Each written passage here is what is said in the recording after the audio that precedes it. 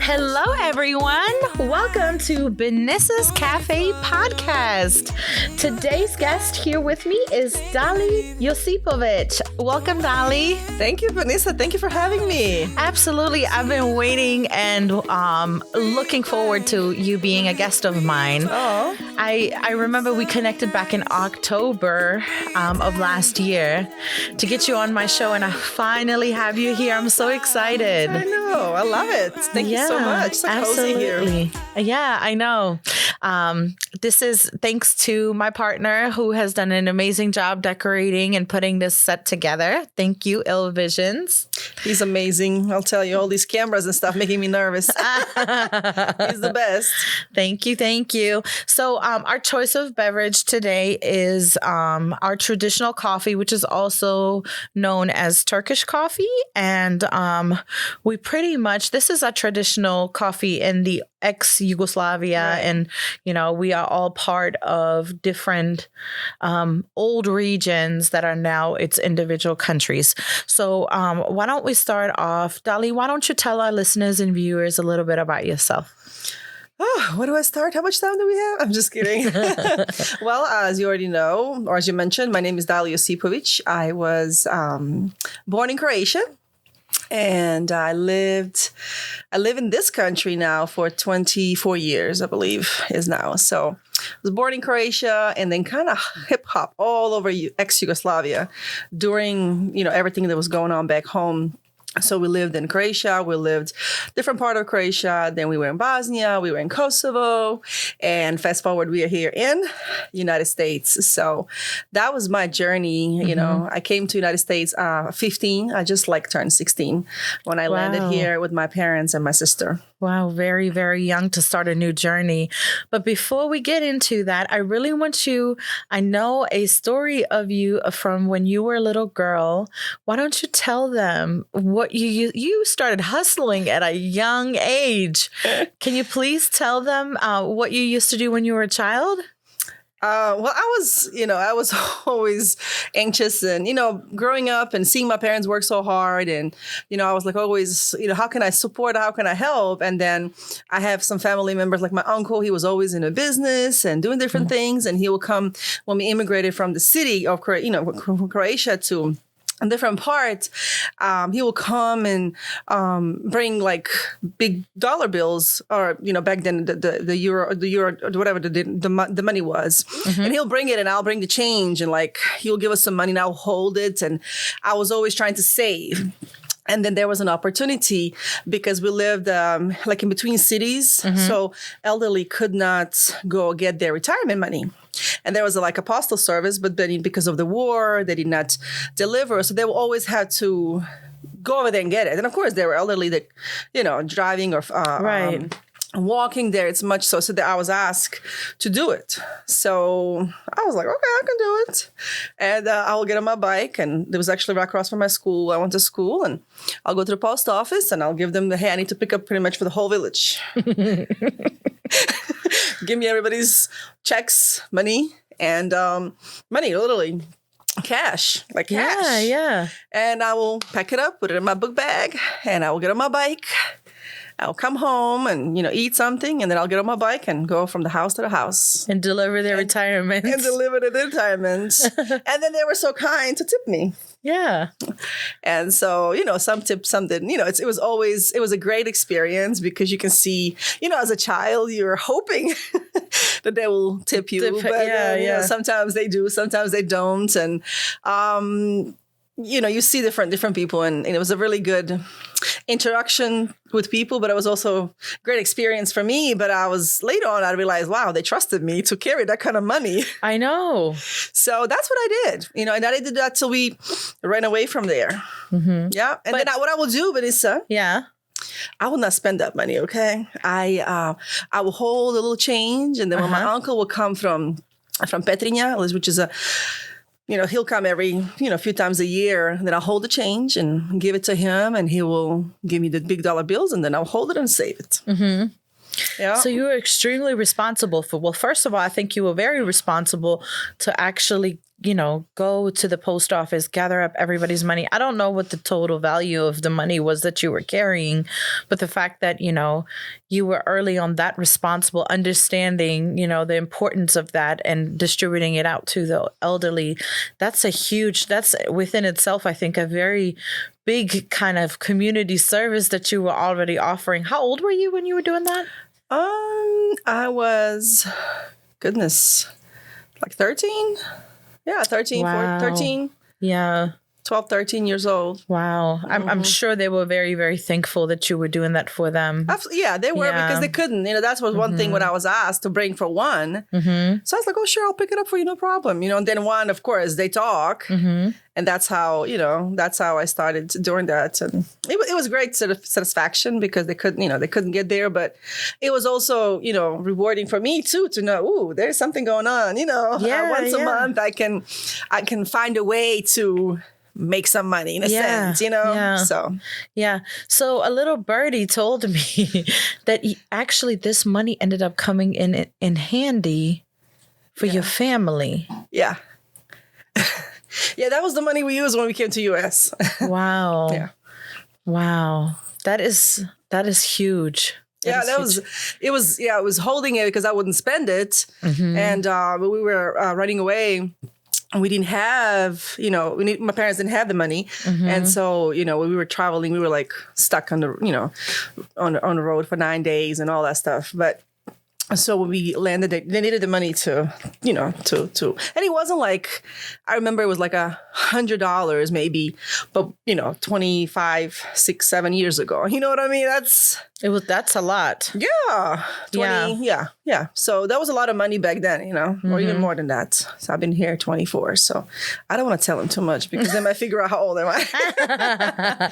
Okay. So now you and your family arrive into the United States. What is going through your head as a 15-year-old? Of course it's a lot. It's a lot to see, my parents leave everything. Mm-hmm.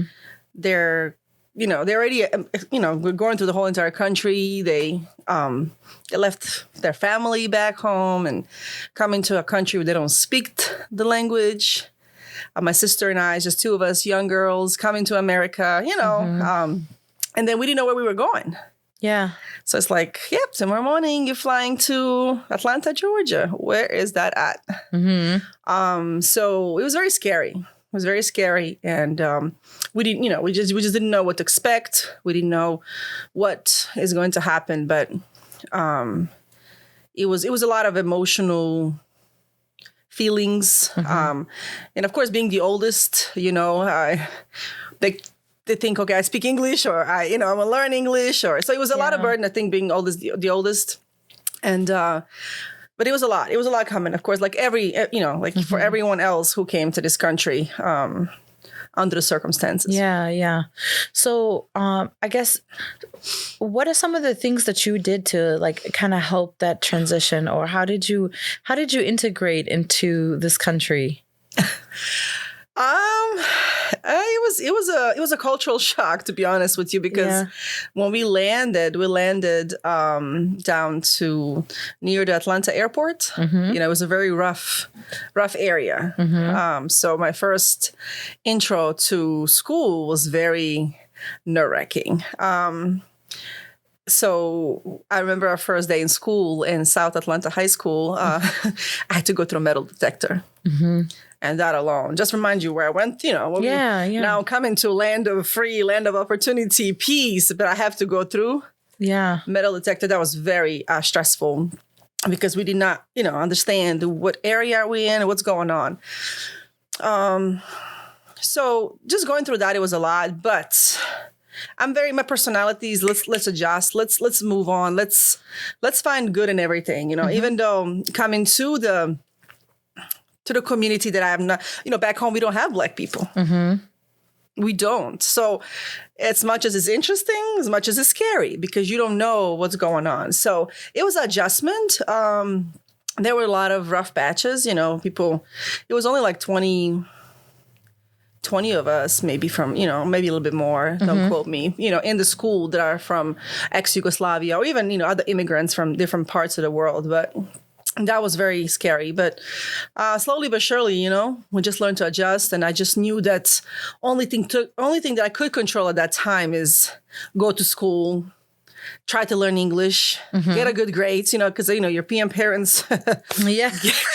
whatever you do. They don't care. And I remember literally 6 months into the school, I was like 10th% best student in school. Wow. Now, I don't know if that's a good thing or a bad thing, but I mean, I tried my best and I learned, even though a lot of hiccups, with kids there and sometimes, with different things. But yeah, that was me in school. That was a transition and a lot of different things, little challenges and issues with kids and, but that just didn't, it was just part of it. Because I really wanted to see how can we, help our parents and, do better and so that we can hopefully fast move out of the area. Yeah. So in speaking to your sister, she actually thought that you integrated or adapted much better than she did. She was like, oh my God, I remember her just coming home and she had all made friends while she was still like, to herself and struggling. And so she definitely said that you had a much more outgoing personality than her and adapted a lot easier than she did. Yeah. I mean, I just tried to refuse to look at the bad or the negative, or even if somebody harassed me or bothered me or bullied me, I just kind of, I go report them to the school, they get suspended and I keep it moving. I don't let that, I didn't let it like disturb me. And then the girls were like, oh, hair, look at your hair. They wanted to touch my hair. Oh, sure. Go ahead and braid it for me too. So I'll be eating and my head will be pulled left or the right because for me, it's interesting to see their hair and for them it's interesting to see my hair. Yeah. So I was like, okay, well, just play with my hair while I didn't have a problem with, you know what I mean? Like it didn't bother me. So, and I really like it because if I had to go do it over again, I would still love to come the same area, everything, because it really helped me understand the culture, and help me understand the people and see, because a lot of us, we've been prejudged, you are from this country or this community or this color, or this nationality. We boxed everybody in the same box. Yeah. And that's not true. Yeah. Because in that area, I saw good, bad, and the ugly, but I saw good.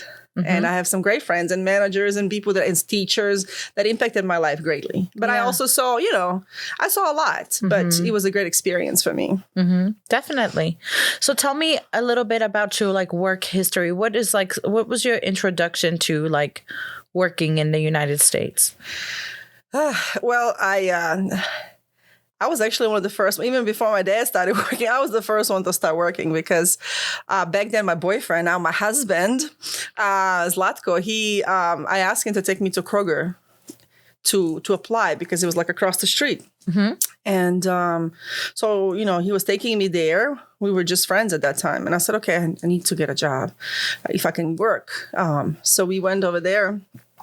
And he was like, well, they don't hire people who don't speak English.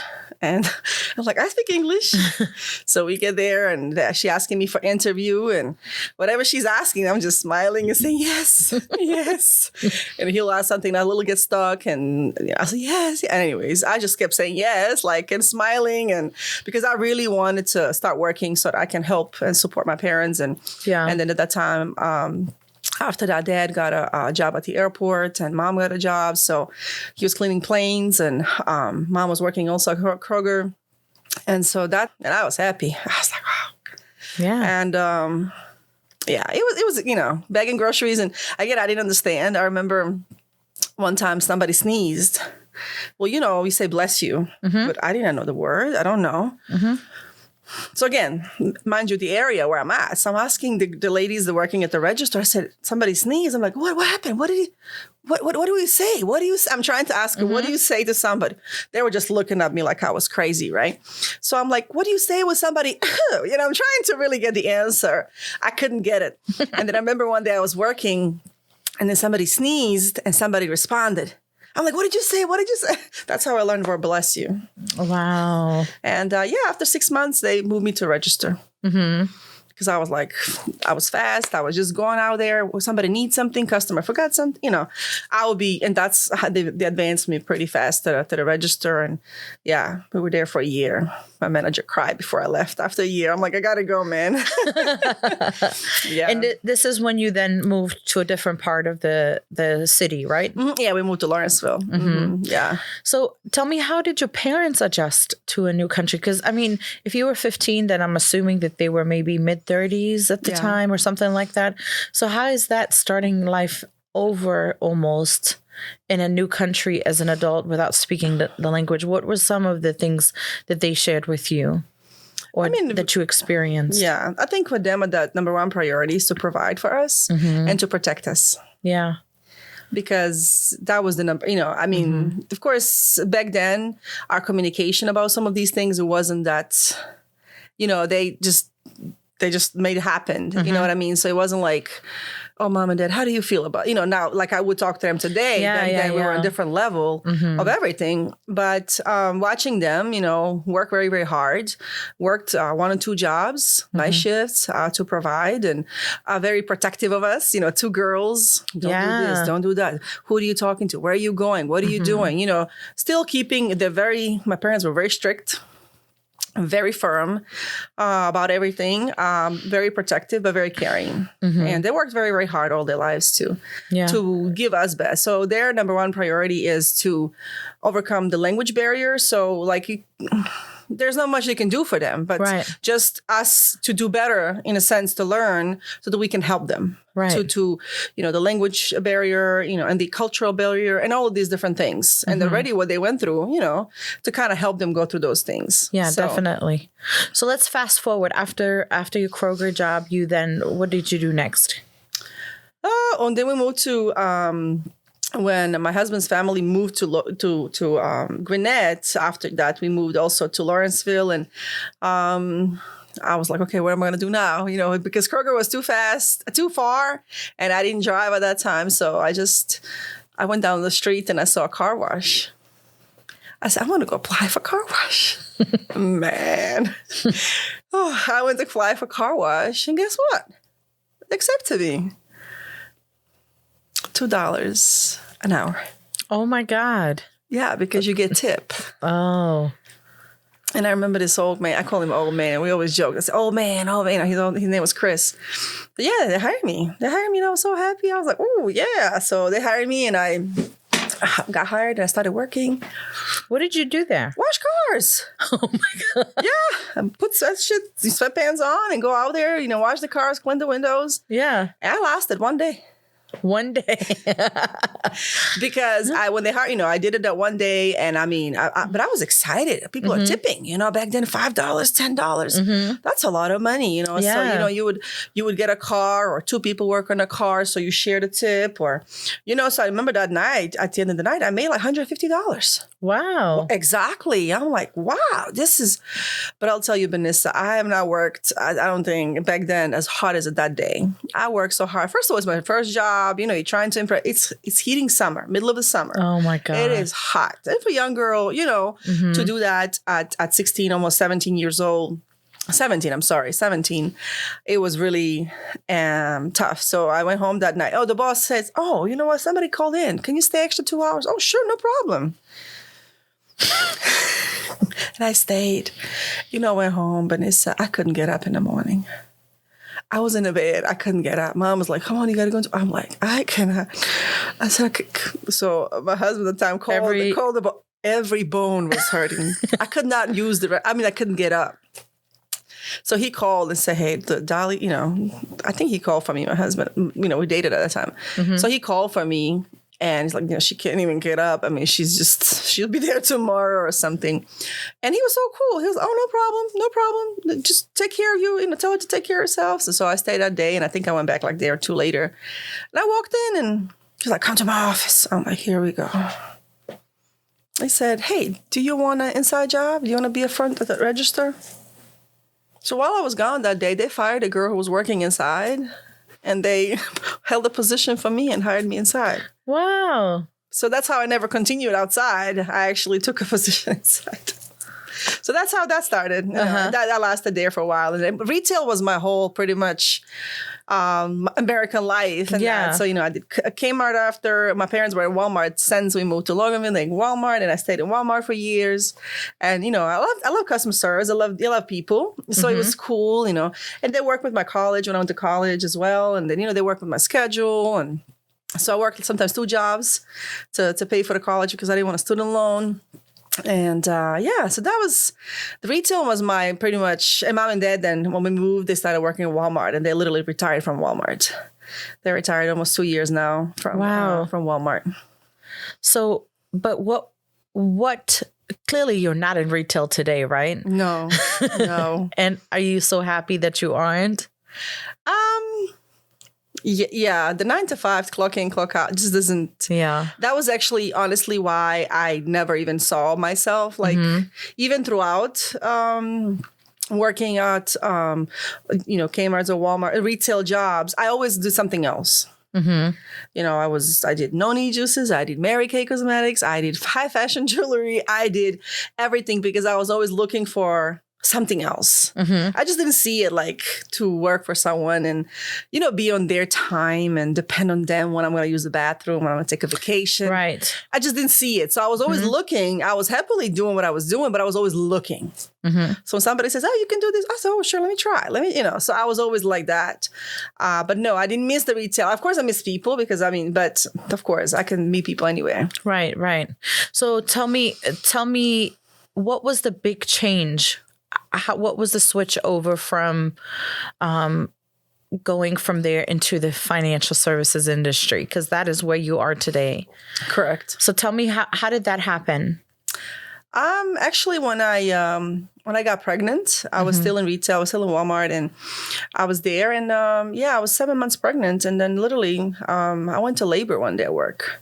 They had a very big special, like the $10 prescription came out. We were extremely busy. And anyways, make a long story short, that day, I didn't feel good and I had to leave early and, went to the restroom, didn't like what I saw.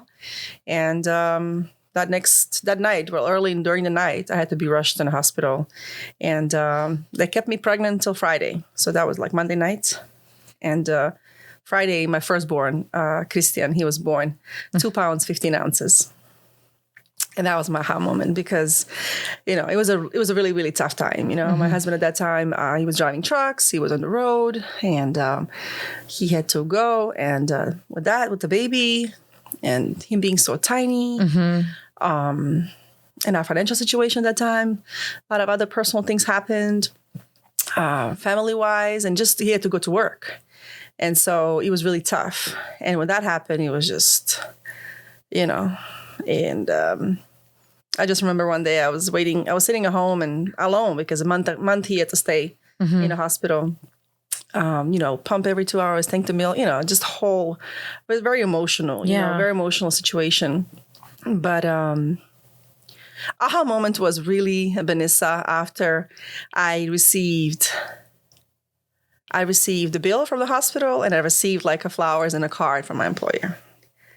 You know what I mean? That really was, because I'm if I commit to something, I do, but I really realized like, wow, I got to do something, different. I got to change my situation because if I continue doing the same year in and year out, you can expect or pray for different things. But if you yourself are not making a change, and I realized that I was just in a rut and and that was my aha moment. So I was just like, I took a year off to take care of the baby. And then I was just looking and praying to look for different things.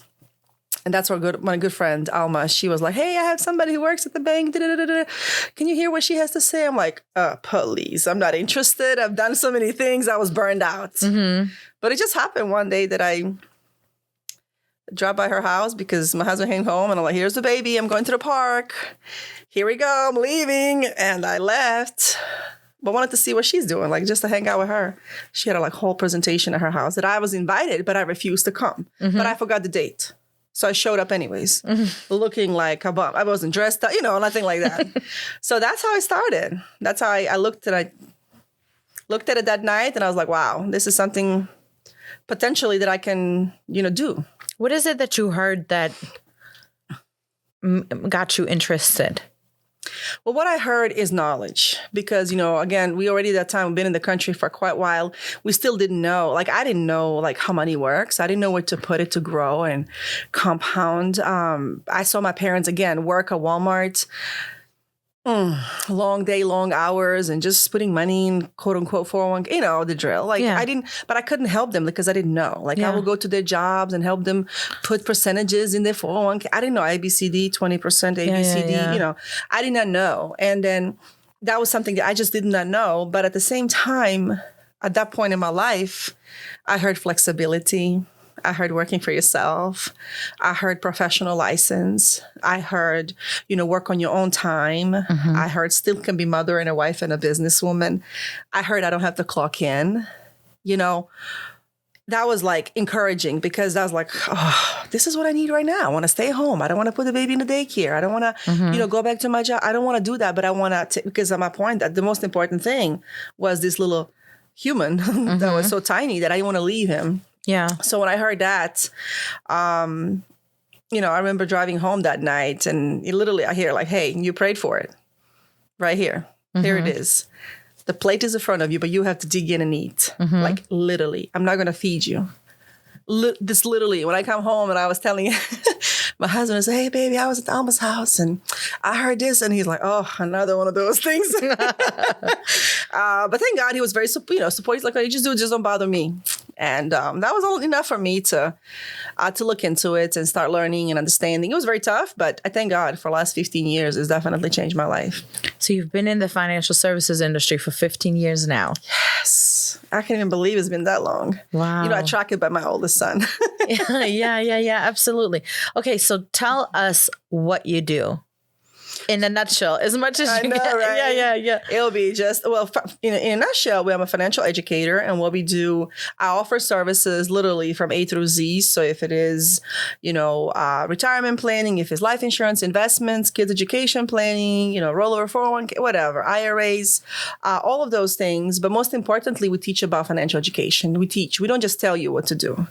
Because most people can get products and services from the employer, from their, companies out there, but they don't really know what they have. So our main priority is to empower and educate the community, to teach them what's available. It doesn't matter if that's, if it is, for example, retirement, what types are out there? If it is about insurance, what kind of insurance are out there? What's beneficial for you? And also teaching them about, 3 different places that people put money in this country: tax now, tax later, and tax never. Where's your money at? So most importantly is the educate and empower them, and then we can offer the services to them. And the good thing is we don't charge them any fees. That's what gave me that satisfaction. Oh, I can help people and I don't charge them, but the companies pay me. Oh, I like that. So that was really win-win, and I can get my professional license and do what I do. So can you estimate how many people have you helped over the last 15 years? It's so hard to say that because sometimes the clients wise, I have over 1,000 clients, more than that probably. And also, blessed to have an amazing team of partners as well, all over US and Canada. But sometimes, you might help people not even knowingly. Yeah. And sometimes you might help people that they might never thank you. Sometimes you might help people and you plant that seed and you educate and empower them. They might not come back to you for you to help them. They might go somewhere else. You know what I mean? But I have helped from my heart. And I'll continue helping because I really believe in helping people, and I do good, and I believe the good will come back. So absolutely. I believe the same.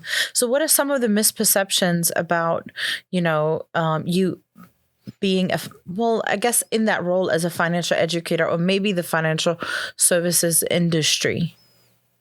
What is it? What? Some misperceptions. Oh, misperception. I got time. Oh, Dali, I got time. I'm so young. Oh, you know what? When I come back from my vacation, I'll start planning. Oh, I'm not dying anytime soon. I don't need life insurance. Oh, I don't need to start about, 401k, IRA. I got time. Oh, I have it through my job. It's always that procrastination. Yeah. And I believe the biggest nation in this country is procrastination. We believe we have time, but unfortunately, time is of essence, and time doesn't wait for nobody, no man, no woman. And I think that's because of that too, sometimes we think we know it all. And I thank God, for humbleness, because I think it's very important and to know that we don't know what we don't know. I'm still learning, and I'm learning every day. I'm very open to learning. So I think the biggest challenge that I see, I got time. And then when things happened, we realize we don't have time. So the biggest misconception in building wealth, it is time. One of the things that we teach, and I teach families every day, is a wealth formula. How do we build wealth? Well, it's like, this coffee, right? You made it. There's a process. Is that true? Right. There's a way you made it. So it's the same thing. How do we build wealth? Everybody wants to be wealthy, but do we know the formula? We always tell our friends, baking a cake, if you miss the sugar, especially in our community, hey, forget that. Right. So, it's the same thing. Building wealth, we need to have the proper ingredient. And the first one I tell people, it's money. A lot of money or some money, we got to start somewhere. And I thank God for that concept, because back then, 15 years ago, I couldn't start savings, a few $1,000s a month. I couldn't. I couldn't even picture that. Yeah. But I could do a $5. That was on my level at that time. So money doesn't matter if we have a lot or little, we start somewhere. Time is the second ingredient. And again, money and time. Time is not, time doesn't wait for no one. So younger, the better. We got more time. We can actually have, our money grow better. And then also plus or minus rate of return, because of course we know, look at right now, market goes up, market goes down. Right now, everybody's going to tell you what to do with your money. Right. But wait till market crashes. Everybody's going to be crying. And that's where I love, because I got to make sure that I gain, and I don't want to lose. I don't believe in losing money. It's my hard-earned money, and I don't want to lose it. And I don't want you to lose it, or anyone around us. So, we have to understand the aspect of a rate of return. So money, time, rate of return, and then we have inflation. Well, there's a lot of statistics about inflation recently, right? Absolutely. And look at inflation. Right now, look at the gas. Right. So if we continue living the way we're living, everything is going up. Prices of everything is going up. And our incomes are where? Stay the same or have declined. There you go. Right. So how are we going to continue that? And inflation doubles where it was at least every 18 years. What's going to happen? So, and then also last but not least, so we have money, time, rate of return, inflation. The last one is taxes. Our favorite uncle, right? I know. He loves us so much. Yeah. He makes sure he gets paid before you and I get paid, right? I know. So taxes is another aspect. Of course we have to pay taxes. That's why we have lights and roads, but do we understand the consequences? Do we know the opportunities? Do we know where to put our money to compound? And that's why I love this book, honestly. It's called Saving Your Future book. And this book is this book is in English, Spanish, Chinese, and Vietnamese. And we're about to have it in French. And we actually have a workshop book with it as well. I learned so much. Simple stuff, but I'll tell you, mighty stuff. And in this book, I learned about taxes, I learned about investments and retirement, all of these different things. And so when you add all those things up, money, time, rate of return, inflation, and taxes equals your wealth. So we cannot be wealthy if we're missing any of those ingredients. Right. But most of us, we want to what? We don't want to save first. We want to invest first. Or we want to wait. I know. Oh, yeah. Time. And then now, here you are 50, 60 years old. Oh, I need something to grow fast. I need to double my money in 5 years. I need to double my money in 10 years. If you want to gamble, potentially, yes. But if you're on a really solidly, so there are so many different things. So I think the misconception is time, and also not knowing the rules of the game. We didn't come to this land of opportunity, or many people live here, born and raised here, and not to know the rules of money. And that's why in this country, rich are getting richer. Yeah. And poor are getting poorer because of lack of that knowledge. And you can see that. There's many. I've even looked up, the statistics, and it's like almost like a generational curse, right? For the poor, for the wealthy, they're just planting seeds along the way and becoming wealthier and setting their families and children up for success and continued wealth and financial security. But the poor, they seem to be stuck in this generational curse almost, where they just having a hard time. Maybe one or two, they break loose from that and they go a different route. But typically, you unfortunately always see that. Yeah. Yeah. Yeah. I mean, the wealth know how to transfer wealth from one generation to another. Yeah. And honestly, that generational curse, I heard it a lot. I just don't believe in it because there is no curse. Mm-hmm. It's just the knowledge. And we live right now in the country. And I mean, with our financial literacy campaign, our goal is to empower every single community. Mm-hmm. And why I'm so proud, because we believe that no community or family should be left behind. So Benisa, I love that. If you don't want to leave yourself, I will not leave you behind. Mm-hmm. I will not leave you behind. Why? Because we believe that nobody should be left behind. I tell people, just give me 30 minutes. Mm-hmm. If it doesn't make sense what I'm saying, or you're good to go, I'm good. Mm-hmm. But at least give me a chance. Yeah. That's all. There's no pressure. You don't have to do anything. You don't have to move your stuff anywhere. Just at least that I know that you know. Mm-hmm. Because I have so many opportunities, or so many, not opportunities, but unfortunate situations where I'm talking. Come on, give me a chance. Let me talk to you. No. Next week, next time, next paycheck. Oh, my husband said no, And then boom, something happens. Either that person is no longer around, they're gone, family struggling, or, something happens, or their health deteriorates, and now everything is completely different. Now they're calling me. Yeah. But there's so much that I can do at that time. Yeah. I mean, we see so much GoFundMe for college planning, GoFundMe for burials, GoFundMe for, other things that people are doing. But I've seen people fundraise on GoFundMe for like children's, field trips and stuff like that. Very, very simple things that. School books. Yeah. Yeah. And again, I just feel like GoFundMe is not a strategy. Mm-hmm.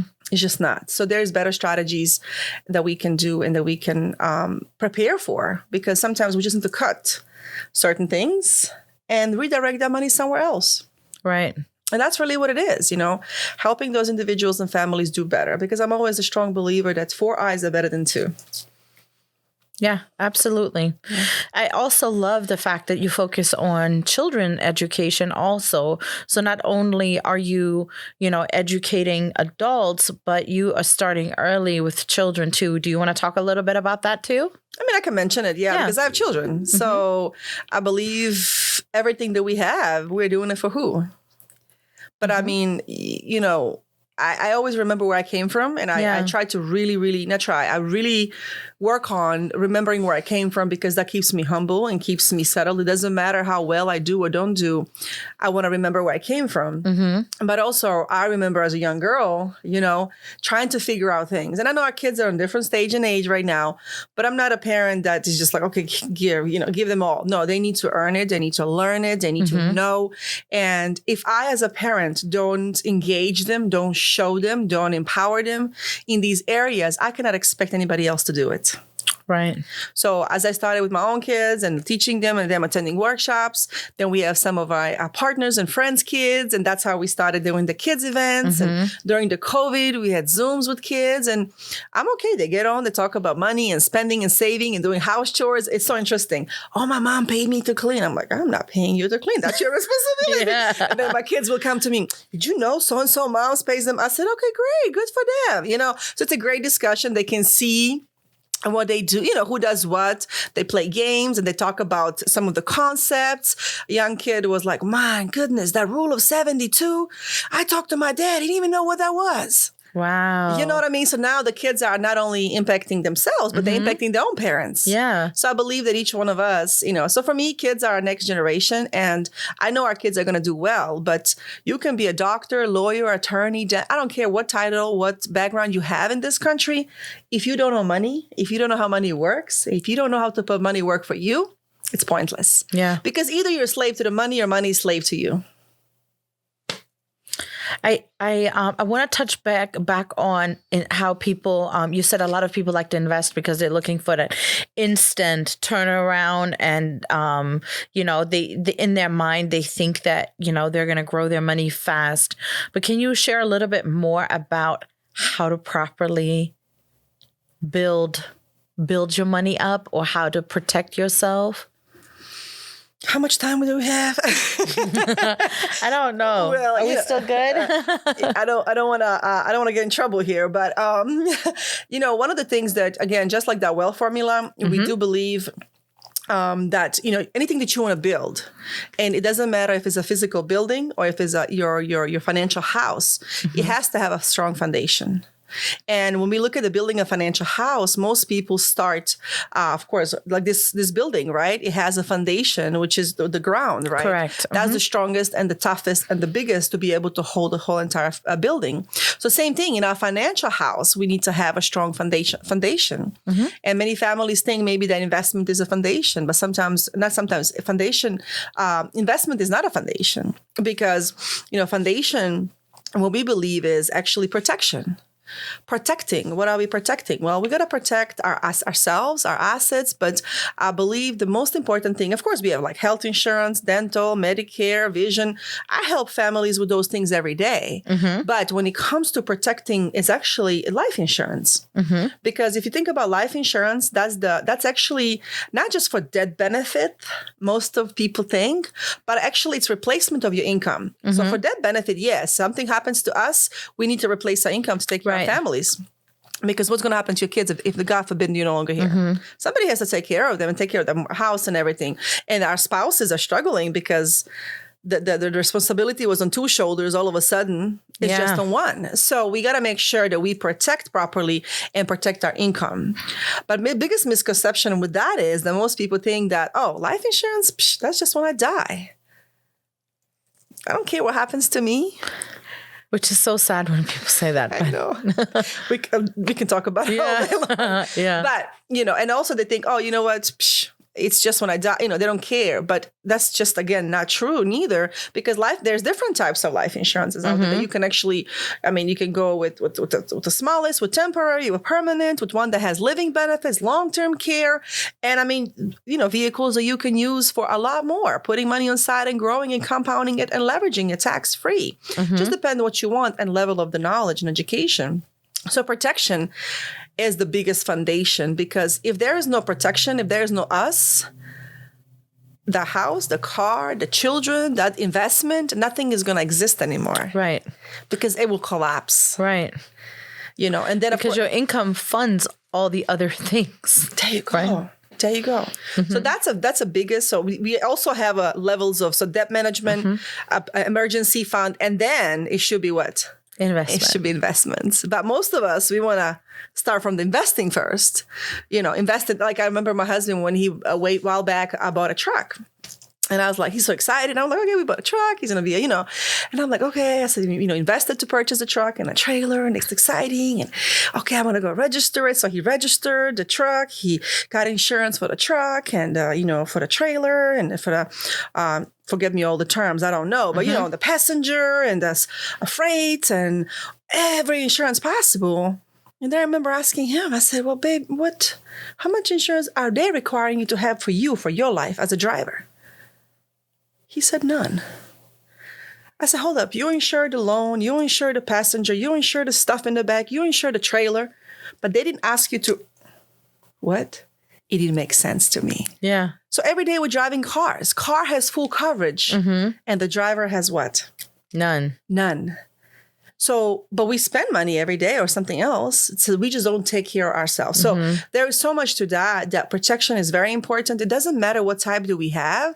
It's important that we understand it, what we have, and also that is there when we need it. But I do want to make sure that people understand that it's not just when we die. It can be used as we are still alive. Well, just to give an example, let's say one of my policies, $1 million. Okay. If something happens, God forbid to me, I drop dead, my family will get $1 million plus whatever cash value I have, tax-free to beneficiary. Are they going to miss me? Absolutely. Nobody can replace you and I. Right. But at least I know the house can be paid off. The kids can go to college. They don't have to struggle. You know what? They can give to the, at least I know that they're taken care of. Right. Worst case scenario. What if something happens? People, these days we see, after COVID, people are dying left and right. People are getting sick, cancers, suicides. You see people getting into car accidents. It's depressing. But what if I get into a position like that and I cannot work for 90 days? Now I'm sitting, I can't do nothing. But guess what? I have a policy that has a long-term care. So think about it. I'm able to, after 90 days being in this position, I can take out 4% off the $1 million. Hey, not bad. I can hire Is that how often? Monthly. So I can hire somebody. I can help myself. I can, you understand what I'm saying. I can be taken care of. So I don't have to, I know my husband loves me, but to shower me, bathe me, feed me, God every day. I know he loves me, but that much I can still afford to get somebody to assist, to help, to clean, to cook, but he can still go to work to make the money. Yeah, and pay the bills and everything. Yeah. So to me, having the long-term care, of course, there's a standalone long-term care. There's different, but I'm just talking specifically to something that I personally have. It might not be good for you or for anyone else out there. It might be particular. That's why we don't tell people buy this or buy that, absolutely, without doing a financial checkup or financial needs and analysis. So for me, and then the third aspect of that. So if I die too soon, now if I'm in the middle, half dead and half alive, I need long-term care. I'm good. So I can literally take out, almost $1 million while I'm still alive. Yeah. And then what if, I live too long? That is, I think, one of the points that people do not. I think that's the least calculated one. Maybe I'm wrong, but just as I've been studying myself and kind of looking more into it, I think that's where a lot of people miss the ball is what if I live too long? Would you agree or am I wrong? Oh, yes. I mean, living a long life in America, I don't know somewhere else, even right now in our countries and different third world countries is tough. But I think living a long life in America, if we don't prepare very well, it can be very tough. Yeah. And I really, I mean, you see so many institutions out there, retirement homes. And if you go in and ask, how are these people able to afford $3,000, $4,000, $5,000 a month to live in these fancy facilities? Mm-hmm. If you don't know how, figure it out. Trust me, you'll call me. I remember working with someone when I was in corporate America, and she was in her 60s. I want to say she was really close to 65, but I'm not quite sure, but I just remember having a conversation with her where she was pretty much in tears. And she told me that she doesn't even know how long she is going to have to work because she's approaching 65 and her Social Security will not be enough to survive and pay her bills. And she was literally like in shambles just thinking about it. And she was telling me and I remember she's been with this company for a very long time. And of course, I don't want to question her, personal life and how she invested or saved her money. But I wondered to myself, because I'm an immigrant too. And I'm like, man, she's from this country and she doesn't have the resources to save enough money or to have enough to basically retire. Yeah. She's going to have to work longer than 65. And one thing that I thought of, right after the pandemic hit and they started laying off people left and right, I knew she would be one of them. And we had that conversation just a year prior. So I thought of her many times because it's like her worst nightmare became true. Yeah. She had to retire early. Yeah. But that's still not even, that's like a basic retirement age. So that just for me, that was already like an eye opener. Like, okay, I need to make sure that I have other vehicles in place so that I don't have to rely on Social Security only. Right. Or a job, Yeah, or a job, Multiple streams of income is the only way. Yeah. Not only to put money to work for you, but having things in place, having other side things to do, it's very, very important. And just lastly to say, even people born and raised here, sometimes the trust, even though there's a lot of resources, trust. Yeah. How, who, where. So... Yeah. So tell our listeners and viewers, if they are interested in getting financially literate or getting the free education, how can they go about doing that? How can they reach out to you or find you? Sure, they can attend. We have complimentary financial workshops. They can reach out to me on Facebook under my personal name, Dali Josipovic, or they can message me on Dali's Financial Services. They can reach out to me that way. My information is out there everywhere, pretty much. So they can reach out to me, and I will help them register. I'll provide them the book and workbook that they can, if they're serious about learning, we will make sure that they are taken care of. They can stop by the office. My office is of Indian Trail. We have a huge facility there. We have workshops and classes. They can come meet me. They can discuss with me, talk to whatever. But yeah, they're there. It's available for them. And how can they start? Is it the same process for them to start a career in the financial service industry also?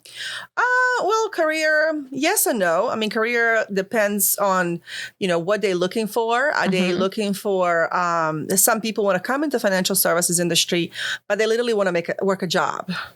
This is not it. So they will probably have to go look for, corporations or insurance companies out there to look for that job, to clock in and clock out and work those 30, 40 hours and maybe have those quotas and things that they need to achieve. But if they're looking for the opportunity to be in the financial services industry, to learn and earn and be have access to multiple companies and organizations and work on their own time and get their professional license as independent financial professional, yeah, we can definitely talk. And I can, speak with them, explain to them everything. I believe giving them everything, this is what it takes, this is what it is, because it does take time. It does take, but it's definitely rewarding and worth it, because we have to understand that if we do not have a passive income in this country, if we're only depending on active income, which is clock in and clock out, or just making that one-time income, it's very tough. So we need to have that passive income.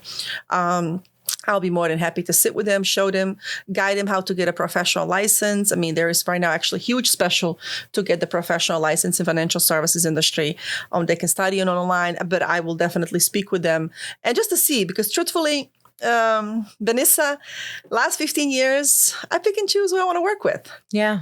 That's why I love to interview, to see who they are, what they, what their beliefs are. Do they love to help people? Are they, because, my reputation is everything. And I want to work with people who believe in doing it right, who believe in, honesty and integrity. And but I'll be more than happy to help anyone who is willing to help themselves. I love that. Yeah. Thank you. We're going to have her information displayed on the bottom also, so that you have her information. We'll see how much we'll have listed, but that will be done, post this interview. Dali, thank you so much for being on Benisa's Cafe. I hope you enjoyed this experience and your interview. This interview, guys, will be, you'll be able to watch it on YouTube and actually on Spotify also, since we are now a video podcast on Spotify too. And you can listen to us on Apple, Breaker Radio,